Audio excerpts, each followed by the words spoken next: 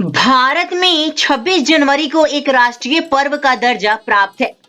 26 जनवरी को गणतंत्र दिवस भी कहा जाता है, क्योंकि इसी दिन सन 1950 में हमारे देश में संविधान को लागू किया गया था। इस दिन लगभग 2 लाख लोग गणतंत्र दिवस की परेड को देखने आते हैं। परेड के दौरान राष्ट्रपति को 21 तोपों की सलामी दिए जाने की प्रथा है। क्या आप जानते हैं कि 21 तोपों की ये सलामी 21 बंदूकों से नहीं, बल्कि भारतीय सेना की 7 तोपों से दी जाती है, जिन्हें 25 पाउंडर्स कहा जाता है। राष्ट्रगान शुरू होते ही पहली सलामी दी जाती है और ठीक 52 सेकंड बाद आखिरी सलामी दी जाती है। परेड से कुछ दिन पहले ही इंडिया गेट और आसपास के क्षेत्र को एक अभेद्य किले में बदल दिया जाता है। परेड को सुचारू ढंग से संचालित करने के लिए सेना के हजारों जवानों के अलावा कई बाकी लोग भी सक्रिय रूप से जुटे रहते हैं। परेड के आयोजन की औपचारिक जिम्मेवारी रक्षा मंत्रालय की होती है, जिसमें कम से कम 70 अलग-अलग संगठन उसकी मदद करते हैं। चलिए इस वीडियो में 26 जनवरी की परेड से जुड़े 8 इंटरेस्टिंग तथ्यों के बारे में जानते हैं। वीडियो शुरू करने से पहले एक रिक्वेस्ट है मेरा आपसे कि नीचे रेड कलर के सब्सक्राइब बटन में क्लिक करके बेल आइकन को प्रेस कर दीजिए, ताकि मेरे आने वाले नॉलेजेबल वीडियो भी आप देख सकें। चलिए शुरू करते हैं आज का ये वीडियो। नंबर 1, हम सभी को पता है कि हर वर्ष 26 जनवरी की परेड का आयोजन नई दिल्ली स्थित राजपथ पर किया जाता है। लेकिन क्या आपको पता है कि 1950 से लेकर 1954 ईस्वी तक परेड का आयोजन स्थल राजपथ नहीं था। इन वर्षों के दौरान 26 जनवरी की परेड का आयोजन इरविन स्टेडियम, जो अब नेशनल स्टेडियम है, किंग्सवे, लाल किला और रामलीला मैदान में किया गया था। 1955 ईस्वी से राजपथ 26 जनवरी की परेड का स्थायी आयोजन स्थल बन गया। उस समय राजपथ को किंग्सवे के नाम से जाना जाता था। नंबर 2, 26 जनवरी की परेड के दौरान हर साल किसी न किसी देश के प्रधानमंत्री, राष्ट्रपति या शासक को अतिथि के रूप में बुलाया जाता है। 26 जनवरी 1950 को आयोजित पहली परेड में अतिथि के रूप में इंडोनेशिया के राष्ट्रपति डॉक्टर सुकर्णो को आमंत्रित किया गया था, जबकि 1955 में राजपथ पर आयोजित पहले परेड में अतिथि के रूप में पाकिस्तान के गवर्नर जनरल मलिक गुलाम मोहम्मद को आमंत्रित किया गया था। नंबर 3, 26 जनवरी की परेड की शुरुआत राष्ट्रपति के आगमन के साथ होती है। सबसे पहले राष्ट्रपति के घुड़सवार अंगरक्षकों के द्वारा तिरंगे को सलामी दी जाती है। उसी समय राष्ट्रगान बजाया जाता है और 21 तोपों की सलामी दी जाती है। लेकिन वास्तव में वहां 21 तोपों द्वारा फायरिंग नहीं की जाती है, बल्कि भारतीय सेना के 7 तोपों, जिन्हें 25 पाउंडर्स कहा जाता है, उसके द्वारा 3-3 राउंड की फायरिंग की जाती है। इंटरेस्टिंग बात यह है कि तोप द्वारा की जाने वाली फायरिंग का समय राष्ट्रगान के समय से मेल खाता है। पहली फायरिंग राष्ट्रगान के शुरुआत के समय की जाती है, जबकि अंतिम फायरिंग ठीक 52 सेकंड के बाद की जाती है। इन तोपों को 1941 में बनाया गया था और सेना के सभी औपचारिक कार्यक्रमों में इसे शामिल किया जाता है। देखिए इस 21 तोपों की सलामी की एक झलक। सलामी देगा राष्ट्र सल्यूट मध्यम तक।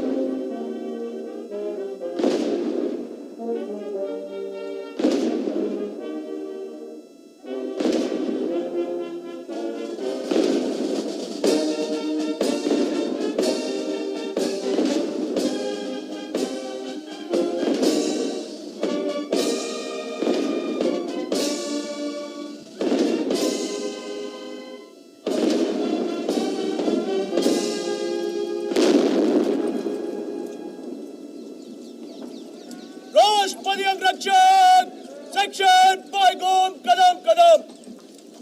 नंबर 4, 26 जनवरी की परेड के लिए हर दिन अभ्यास के दौरान और फुल ड्रेस रिहर्सल के दौरान प्रत्येक दल 12 किलोमीटर की दूरी तय करती है, जबकि परेड के दिन प्रत्येक दल 9 किलोमीटर की दूरी तय करती है।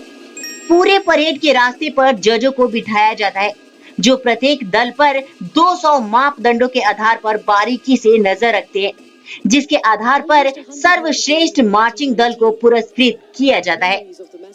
नंबर 5, 26 जनवरी की परेड की शुरुआत से लेकर अंत तक हर गतिविधि सुनियोजित होती है, क्योंकि परेड के दौरान छोटी से छोटी गलती या कुछ ही मिनटों के विलंब के कारण भारी खामियाजा भुगतना पड़ सकता है। परेड में पार्टिसिपेट करने वाले प्रत्येक सैन्य कर्मी को 4 स्तरीय सुरक्षा जांच से गुजरना पड़ता है।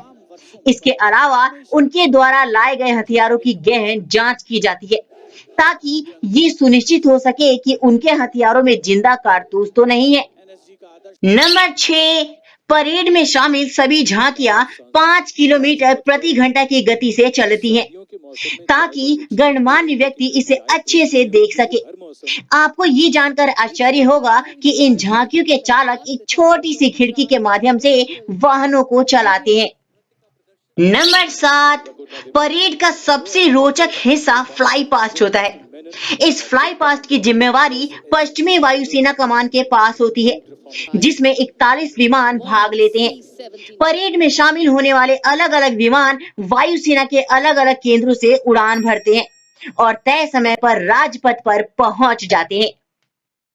नंबर 8, प्रत्येक गणतंत्र दिवस परेड में गीत अबाइड विद मी मतलब मेरे पास रह निश्चित रूप से बजाया जाता है, क्योंकि यह महात्मा गांधी का पसंदीदा गीत था। परेड में भाग लेने वाले सेना के जवान स्वदेश में निर्मित इंसास राइफल लेकर चलते हैं, जबकि विशेष सुरक्षा बल के जवान इजराइल में निर्मित तबोर राइफल लेकर चलते हैं। इस तरह से हमने इस वीडियो में गणतंत्र दिवस के परेड से जुड़े 8 इंटरेस्टिंग तथ्यों के बारे में जाना।